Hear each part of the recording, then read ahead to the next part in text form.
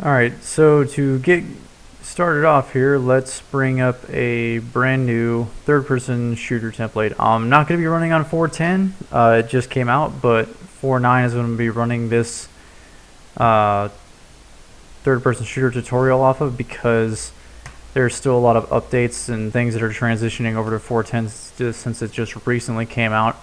Even a lot of my animation packs don't go up to 4.10 right now, so in terms of assets I'll be using, I'll just be using the standard content that the third-person shooter comes with. I'll use the starter content so we have some objects to play with, and I will also be adding in the animation starter pack. If you don't have that, you can go into the launcher's marketplace, and it's absolutely free. You can add it up to 4.9 down to 4.3, and again, there's no 4.10, so this is why I'm doing it on 4.9.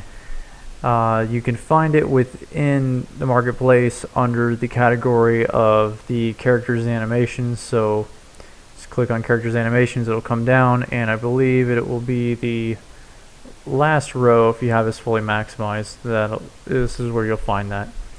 So with this editor's launching here, I'll be going through setting up our character with the camera being on his offset of his shoulder and allowing us to be able to rotate around him in a way.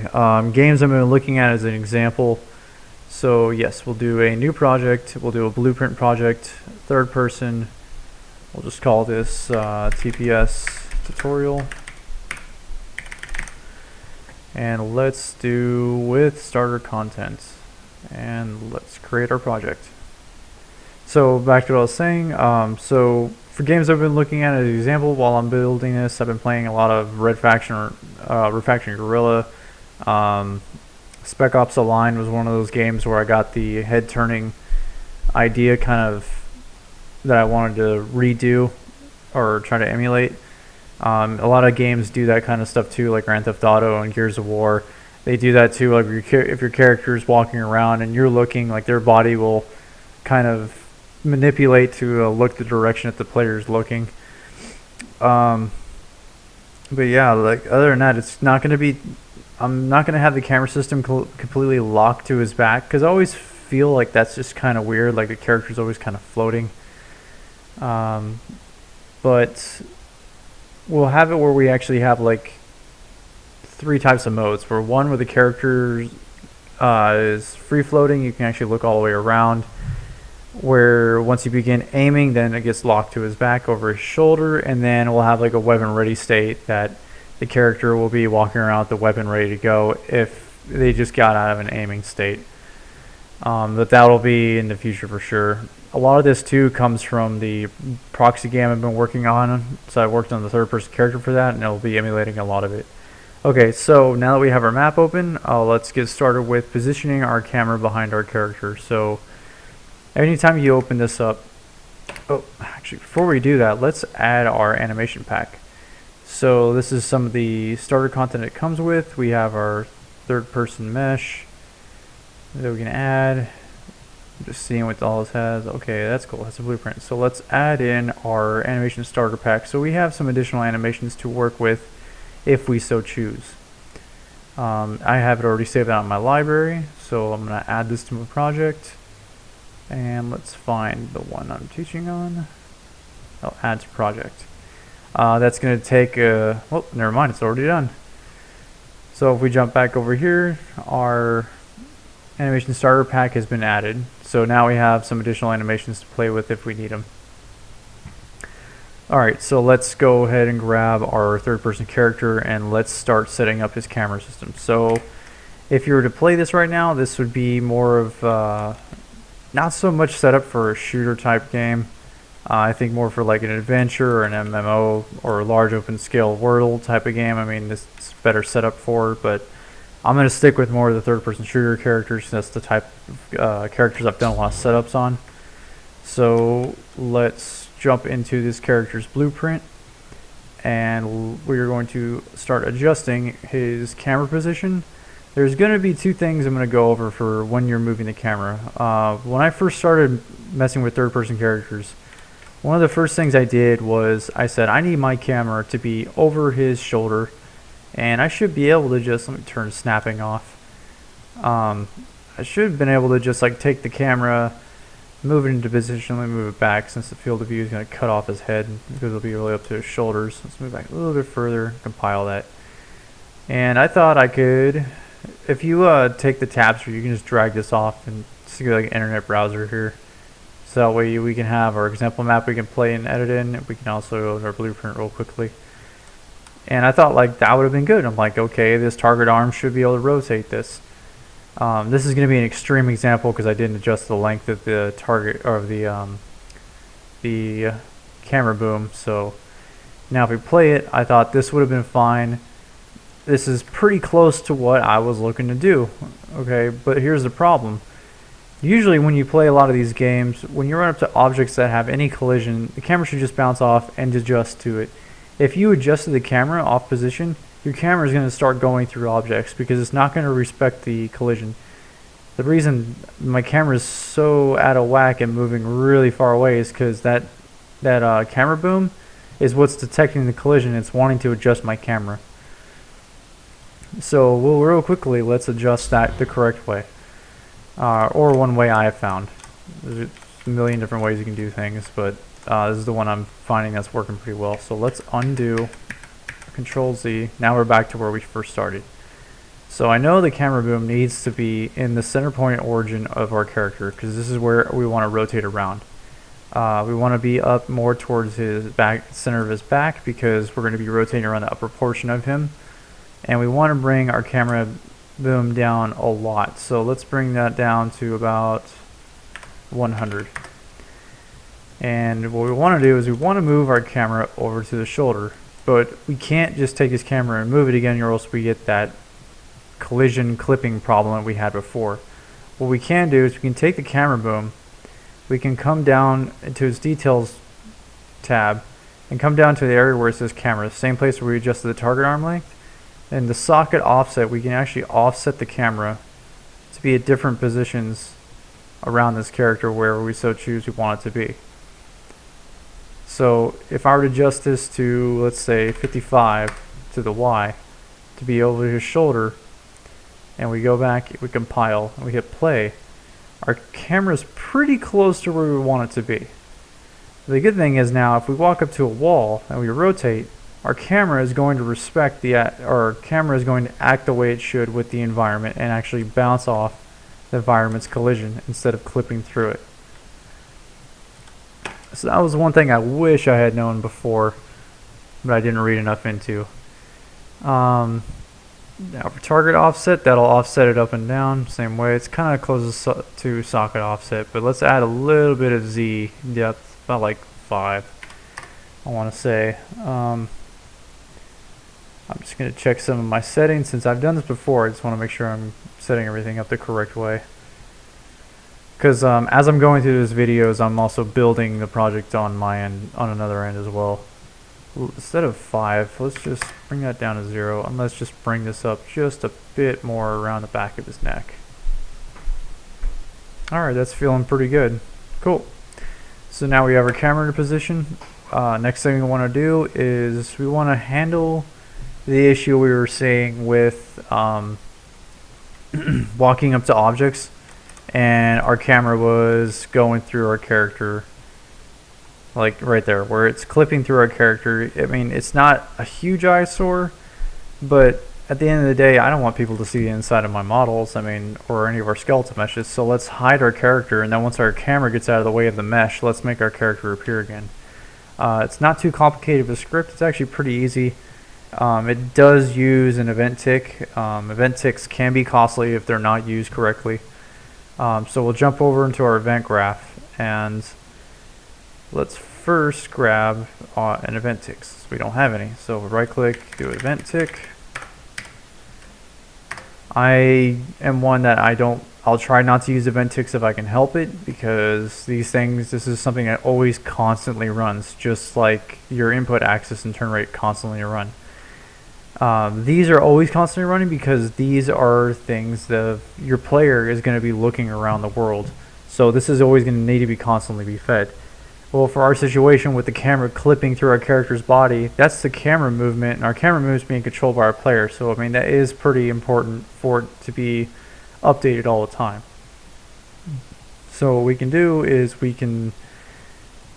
first need to add two objects that'll say, hey, if this object intersects the other one, we want to turn off our mesh, and then when it leaves, we can turn it back on.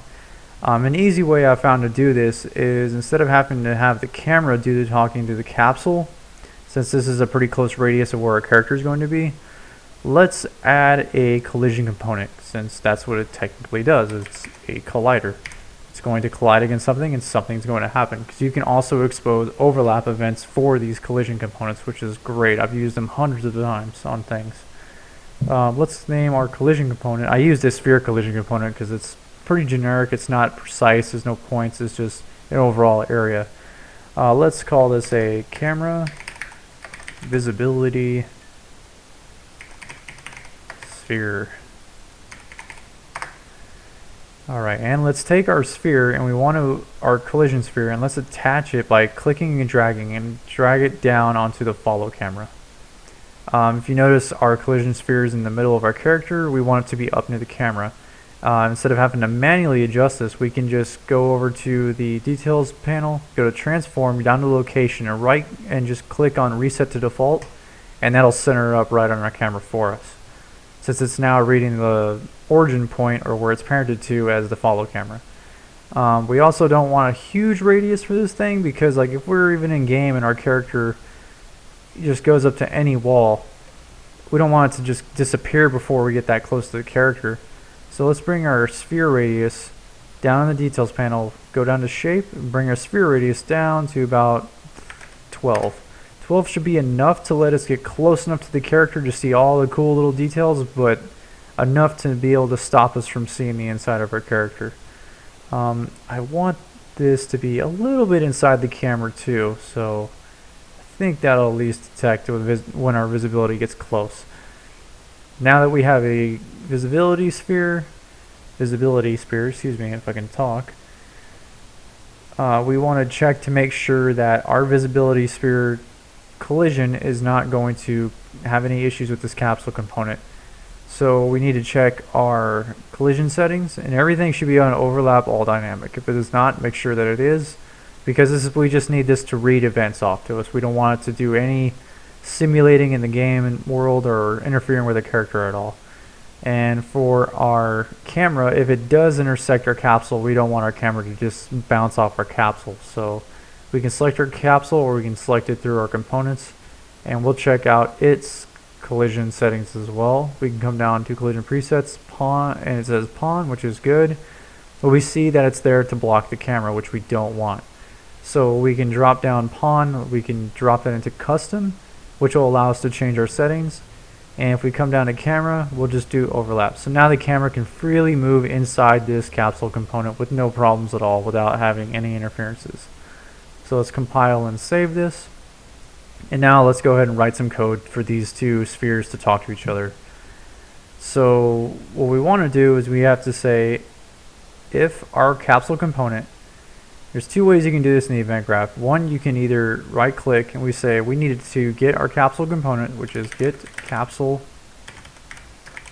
components. Okay. I have a hard time like trying to speak and talk at the same time, but I know it's capsule, and usually a lot of these components will always show up at the bottom. And there it is. We can either do it this way, or what I like to do is I just like to go up to the components and just click, drag, and drop it right down at the blueprint, so I can easily just access these from wherever.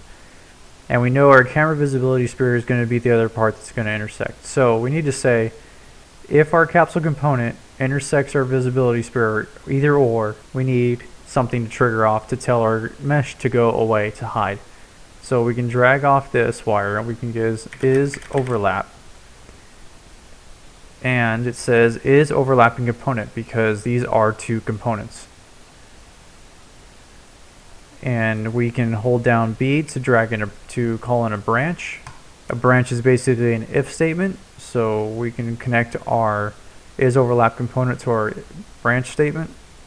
Let's connect our event tick into the branch, and we will say if our capsule component is overlapping our camera visibility sphere, we want something to happen. So we can do some debugging by holding down. Let's go ahead and do a print string. I use these I use these all over the place to first test like a lot of components and mechanics, make sure things work or whatnot. So let's copy this and let's paste it below, and let's type in the description of should hide the mesh, and let's change the description is mesh should be visible, and that should be for false. So what this is basically doing is it's taking every event tick as the game plays. It's going to be doing a check to see, hey, is this capsule component overlapping our visibility sphere? If it is, then we need to print this string or a message up on the corner that says this should hide the mesh, or it should be taking our character and hiding it. If it's not, then it should be visible to the player. Let's compile and save, and let's go ahead and play, and mesh should be visible. So it's ticking every second. So now, once we intersect that capsule, it should then change our message to should hide the mesh. Mesh should be visible. So it is working. See, I'm getting some clip in there too. But I mean, it's going to be hiding before we even get that close. So it should be good. Now that we know our debug is working, or this is actually reading, let's go ahead and we need to do something to our mesh. So we can again drag our mesh in, or any skeletal mesh that's being used in this slot, it'll just read that mesh that's holding this slot here. So if you were to replace this with another skeletal mesh or another custom character you made, it'll read what's in there and do whatever you're asking to do to it. So we know that if we intersect this, we need to take the mesh and we need to do an owner no C. What this is doing is it should hide the mesh. We can copy this, we can paste that below, take our mesh, and we can drag it into the target as well. It's kind of doing the same thing we just had already set up with the print strings. And we want to do is make sure this is checked true. So that way only the owner is not going to see this mesh. Everybody else in the game world, if they're playing online, will be able to see it, but the owner is not going to be seeing the mesh. So it prevents the character from clipping and turning invisible to everyone else. It looks really ridiculous. So if we compile, save it, let's play it. And if we're running around the game world and we come up to the wall and we get really close. Oh, I think our character, yep, okay, it's not just me. Let's do that one more time, and our character is now turning invisible. Cool. So that's just a small little feature to get working. Just one of those things that was just bugging me like crazy. But from there, our next setup is we're going to be going through and we will set up something for, I want to say, let's get started on getting our character aiming next. So from that, we'll save it, and the next video we'll start setting up our characters to be able to start reading on replication for online, so the other players know when our character is aiming, and setting up our our animation blueprint for the character aiming correctly with another animation. So we'll stop it there, and I'll see you in the next video.